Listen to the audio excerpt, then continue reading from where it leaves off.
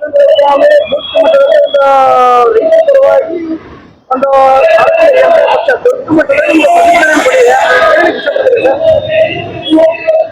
ಈ ಕಣ್ಣು ಇಲ್ಲದ ಕಾಂಗ್ರೆಸ್ ಸರ್ಕಾರಕ್ಕೆ, ಈ ದಪ್ಪ ಸರ್ಕಾರದ ಕಾಂಗ್ರೆಸ್ ಸರ್ಕಾರಕ್ಕೆ ಇವರಿಗೆ ಬರೇ ಮಾತಿನಿಂದ ಭಾಷಣದಿಂದ ಇವ್ರಿಗೆ ಹೇಳಿದ್ರೆ ತಿಳಿಯುವುದಿಲ್ಲ.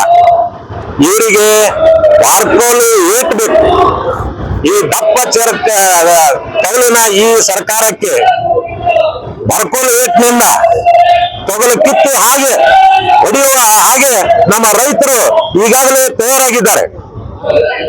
ಇವರಿಗೆ ಈ ಸರ್ಕಾರ ಮನೆ ಮುಖ್ಯಮಂತ್ರಿಗಳಾದಂತ ಡಿ.ಕೆ. ಶಿವಕುಮಾರ್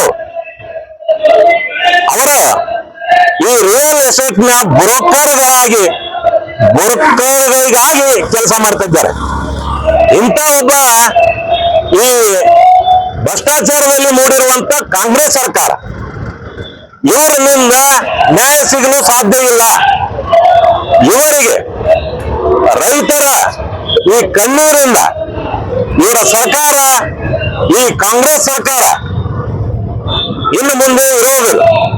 ಯಾಕಂದ್ರೆ ಇವರು ಇಲ್ಲಿಯವರೆಗೆ ರೈತರಿಗಾಗಿ ಯಾವುದೇ ಒಂದು ಯೋಜನೆಯನ್ನ ಮಾಡದೇ ಇರುವಂತ ಈ ಭ್ರಷ್ಟ ಕಾಂಗ್ರೆಸ್ ಸರ್ಕಾರ, ಇವರಲ್ಲಿರುವಂತ ಈ ಬ್ರೋಕರ್ ಸಂಸ್ಕೃತಿಯನ್ನ ಹಿಂದೆ ನಮ್ಮ ಕೇಂದ್ರ ಸರ್ಕಾರ ರೈತರಿಗಾಗಿ ಒಂದು ಕಾನೂನನ್ನ ತಂದಿತ್ತು. ಆ ಕಾನೂನನ್ನ ವಿರೋಧಿಸಿರುವಂತ ರಾಹುಲ್ ಗಾಂಧಿ ಅವರು ಈಗ ಇವರ ರೈತರ ಹಿತಕ್ಕಾಗಿ ಮಾಡುವಂತ ಯಾವುದೇ ಕೆಲಸವನ್ನು ಕಾಂಗ್ರೆಸ್ ಇಲ್ಲಿವರೆಗೆ ಮಾಡಿಲ್ಲ. ಇಲ್ಲಿರುವಂತ ಬಿಡುಗೆಯ ಸುತ್ತಮುತ್ತಲಿರುವಂತ ರೈತರನ್ನ ಗುಳೆ ಕಿತ್ತಿಸಲು ಹೊರಟಿರುವಂತ ಈ ಡಿ.ಕೆ. ಶಿವಕುಮಾರ್ ಅವರ ನಡೆಯನ್ನು ಉಗ್ರವಾಗಿ ಖಂಡಿಸುತ್ತೇವೆ. ರೈತರ ಹಿತಕ್ಕಾಗಿ ಇಂದಿನ ಮುಖ್ಯಮಂತ್ರಿಗಳು ಸಿದ್ದರಾಮಯ್ಯನವರು ನೆರವಿಗೆ ಬಂದಿಲ್ಲ.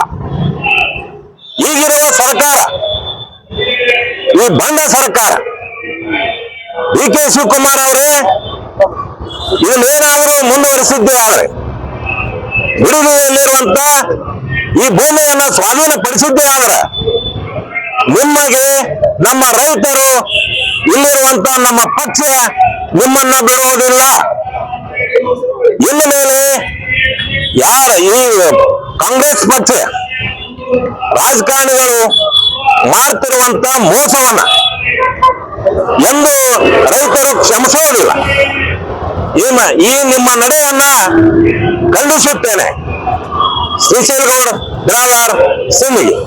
ಒಂದು ಕಡೆ ಇನ್ನೊಂದು ವಿಷಯ, ಈ ಇಂಡಿಯಾದಲ್ಲೇ ಇಷ್ಟು ದೊಡ್ಡ ಮಟ್ಟದ ಪರಿಹಾರಗಳ 1 ಎಕರೆಗೆ 2,50,00,000 ಕಾಂಗ್ರೆಸ್ ಪಕ್ಷದಿಂದ ಕೊಡ್ತಾ ಇದ್ದಾರೆ. 70% ರೈತರು ಒಪ್ಪಿಗೆ ಕೊಟ್ಬಿಟ್ಟಿದ್ದಾರೆ. ಅವ್ರಿಗೆ ಇನ್ನೇನು ಚೆಕ್ ಕೊಡೋದು ಬಾಕಿ ಇದೆ ಅಂತ ಡಿ.ಕೆ. ಶಿವಕುಮಾರ್ ಅವರು ಹೇಳ್ತಾರಲ್ಲ ಸರ್.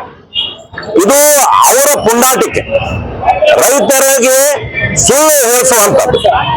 ಅಲ್ಲಿರುವಂತ ಗುಂಡಾಗಳನ್ನು ಬಿಟ್ಟು ಅಲ್ಲಿರುವಂತ ರೈತರ ಮೇಲೆ ದೌರ್ಜನ್ಯವನ್ನ ಮಾಡಿ ಕೆಲವೊಂದರನ್ನ ಒಪ್ಪಿಸುವಂತ ಪುರುಷರಲ್ಲಿ ಗುಂಡಾಗಳನ್ನು ಬಿಟ್ಟು ಒಪ್ಪಿಸುವಂತ ಕೆಲಸವನ್ನ ಅಲ್ಲಿ ನಡೀತಾ ಇದೆ. ಇದಕ್ಕೆ ಕುಮ್ಮಕ್ಕನ್ನು ನೀಡುತ್ತಿರುವಂತ ಸನ್ಮಾನ್ಯ ಮುಖ್ಯಮಂತ್ರಿಗಳಾದ ಡಿ.ಕೆ. ಶಿವಕುಮಾರ್ ಅವರೇ, ಇದು ಬಿಜೆಪಿ ಪಕ್ಷ ಹಾಗೂ ರೈತರಿಂದ ನಿಮಗೆ ಎಚ್ಚರಿಕೆ. ಇಂಥ ಕೆಲಸವನ್ನ ನೀವು ಮಾಡದೇ ಇರುವಂತದ್ದು ಒಳ್ಳೆಯದು. ನಿಮಗೆ ಮುಖ್ಯಮಂತ್ರಿಯಾಗಿ ಕೊಟ್ಟಿರುವಂತದ್ದು ಈ ರಾಜ್ಯದ ರೈತರ ಹಿತವನ್ನ, ದೀನದಲಿತರ ಹಿತವನ್ನ ಕಾಪಾಡಲಿಕ್ಕೆ ಕೊಟ್ಟಿರುವಂತ ಒಂದು ಒಳ್ಳೆಯ ಅಧಿಕಾರ. ಈ ಅಧಿಕಾರವನ್ನ ದುರುಪಯೋಗ ಮಾಡ್ಕೊಂಡ್ರು ಅಂತ ಹೇಳಿ ತಮ್ಮಲ್ಲಿ ವಿನಂತಿಯನ್ನು ಮಾಡಿಕೊಂಡು ಇನ್ನು 2.5 ಕೋಟಿ ಸ್ಯಾಂಕ್ಷನ್ ಮಾಡಿ ಹೊತ್ತ ಆ ಭೂಮಿಗೆ 2.5 ಕೋಟಿ ಅಲ್ಲ, ನೀವು ಎಷ್ಟೇ ಕೋಟಿ ಕೊಟ್ಟರು ಸಮಾಧಾನ ಇಲ್ಲ. ನಮ್ಮ ರೈತರಿಗೆ ಯಾವುದೇ ರೀತಿಯ ನಿಮ್ಮ ದುಡ್ಡಿನ ಅವಶ್ಯಕತೆ ಇಲ್ಲ. ನಮಗೆ ಭೂಮಿ ಬೇಕು. ನಮ್ಮ ರೈತರಿಗೆ ಆ ಭೂಮಿಯನ್ನ ಉಳಿಸಿಕೊಡ್ಬೇಕು. ಆ ಭೂಮಿಗಾಗಿ ನಮ್ಮ ಹೋರಾಟ. ನಿಮ್ಮ ರೊಕ್ಕದ ಸವಾಲಿಲ್ಲ. ನಾವು ಇಷ್ಟೇ ದುಡ್ಡು ಕೊಡ್ಬೇಕಂತ ನಿಮಗೆ ಕೇಳಿಲ್ಲ. ಮತ್ತು ಇರುವಂತ ರೈತರು ಇಂತಿಷ್ಟು ಪರ್ಸೆಂಟೇಜ್ ಒಪ್ಕೊಂಡಾರ ಅನ್ನುವಂತ ಏನು ಸುಳ್ಳು ಕಥೆಯನ್ನ ಹುಟ್ಟಿಸಿದ್ದೀವಿ. ಇದರನ್ನ ನಾವು ಖಂಡಿಸುತ್ತೇನೆ. ಈ ದೊಡ್ಡ ಬೆದರಿಕೆಯಿಂದ ಸರ್ಕಾರದ ದೊಡ್ಡ ಬೆದರಿಕೆಗೆ ನಾವು ಸ್ವಲ್ಪ ಹಾಕೋದಿಲ್ಲ. ನಾವು ನಿಂತಿರೋದು ರೈತರ ಪರವಾಗಿ. ರೈತರಿಗೆ ನ್ಯಾಯ ಕೊಡಿಸುವವರೆಗೂ ನಾವು ಇಲ್ಲಿಂದ ಕದಲುವುದಿಲ್ಲ.